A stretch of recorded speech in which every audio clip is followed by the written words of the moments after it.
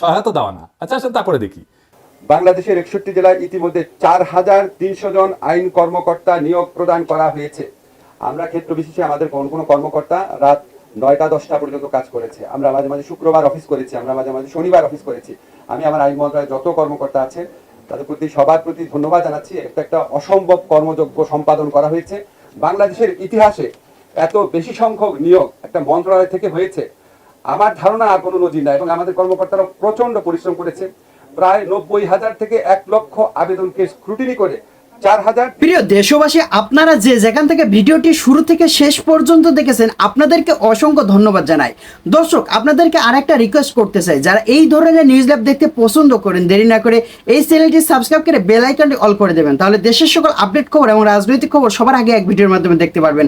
তাহলে দর্শক শ্রোতা সবাই ভালো থাকবেন, সুস্থ থাকবেন। দেখা হবে পরবর্তী নেক্সট কোনো নিউজ অথবা দেশের কোনো আপডেট খবর নিয়ে। আসসালামু আলাইকুম।